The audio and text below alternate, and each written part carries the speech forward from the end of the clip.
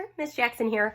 I am so excited to bring you your next Read Aloud in the March is Reading Month, and I just want to say thank you to Miss Vandenhout, our amazing librarian, for putting on this amazing event. We could not do any of this without her. So today's Read Aloud is Harvey Potter's Balloon Farm.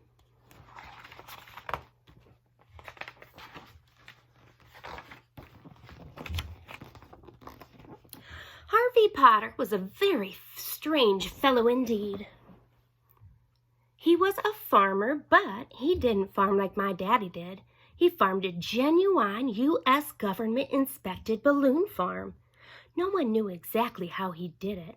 Some folks say that it wasn't real, that it was magic, but I knew what I saw, and those were real, actual balloons growing out of the plain old ground. Harvey Potter had some of the prettiest colors you'd ever want to see on a balloon. Pleasing purple, orange ray sun, yellin' yellow.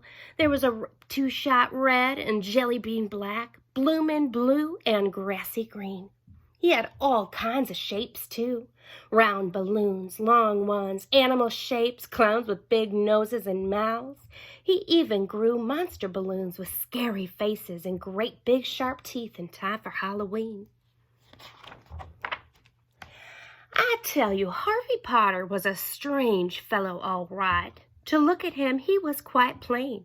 Never wore nothing to draw attention to himself. His hair was kept close cropped to his head. Overalls with a shirt underneath were his uniform. There was nothing special about his face either.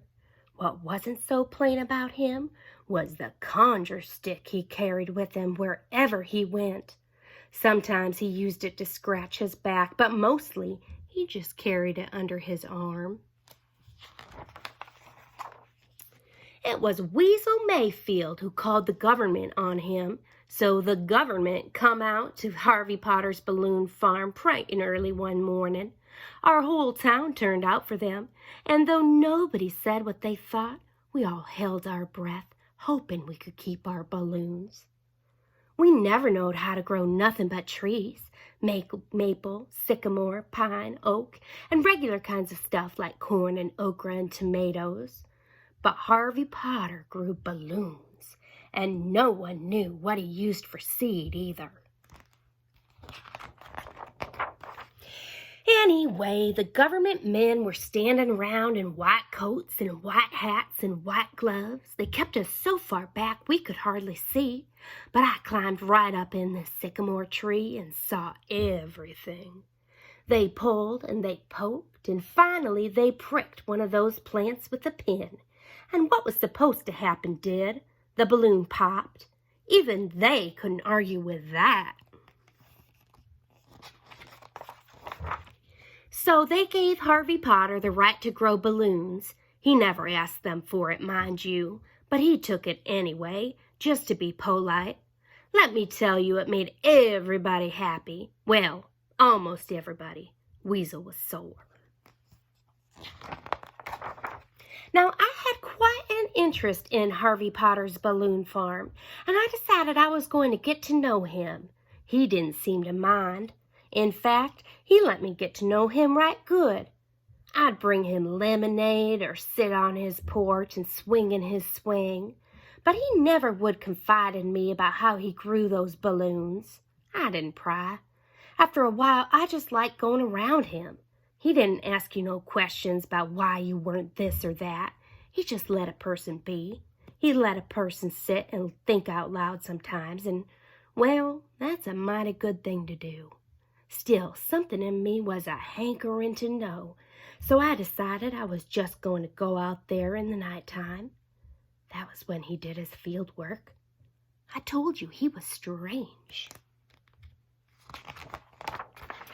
To this day, I am indebted to that sycamore tree and to that big old moon. It was as full as it was wide that night. I saw him the second he opened his door, plain as day. He stood there on his front porch, hands inside his pockets, looking straight ahead where the fields were. That conjure stick was under his arm. He just stood there, eyes staring straight ahead at something off yonder ways. Then he came down off that porch, step, Step, step.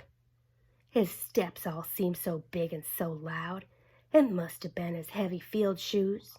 He walked down to the field and without a sign of warning commenced to holler. The next thing I knew, he started dancing and prancing with that stick held out in front of him like it was his dancing partner. Then that stick started to glow a nice orangey yellow and stood up directly on its own. And when it rose up into the air, Harvey Potter rose up right along with it. The two of them were making some mighty fine footwork 6 feet or so off the ground. They were a-floating and a-bobbing. Why, it appeared as if the two of them had turned into glowing balloons themselves. Altogether, it was a very strange sight, which got even stranger. Harvey Potter dropped back down to earth, grabbed hold of that stick, and waved it round his head. He whooped and he hollered and he yelled and he carried on so, I am not ashamed to say I was a mighty scared. I would have jumped right down and run for home, but my eyes were just plain glued to Harvey Potter. Then Harvey let go of that stick and it started to bounce and float over the field, dropping down here and there in nice neat rows. And all the while Harvey Potter just kept a-whooping and a-screeching. All of a sudden, that stick came to a complete halt and flew right back into his hand. That's when Harvey Potter stopped screeching. He turned round and looked directly up at that sycamore tree. I thought for sure he saw me, but I guess not, 'cause he turned back on around and went into his house and didn't come out again.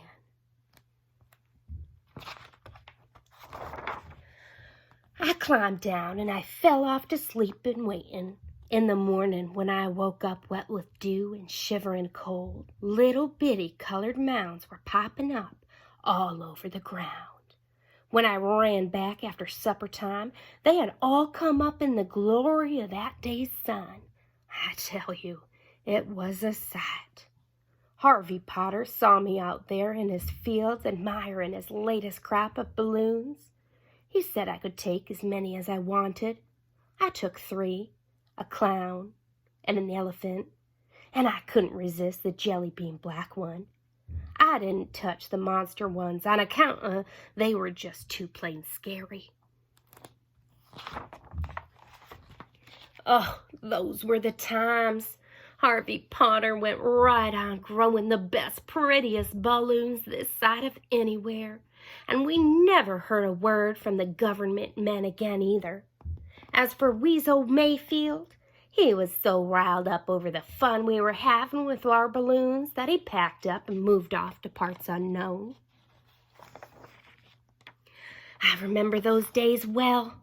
It was the summer of '59, when I was a-hankering to leave home myself to find what the world had to offer.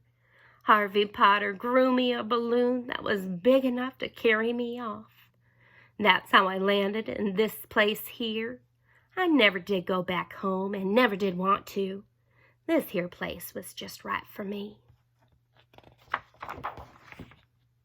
These days I farm, and I am not one to brag, but I have harvested my 32nd crop of balloons.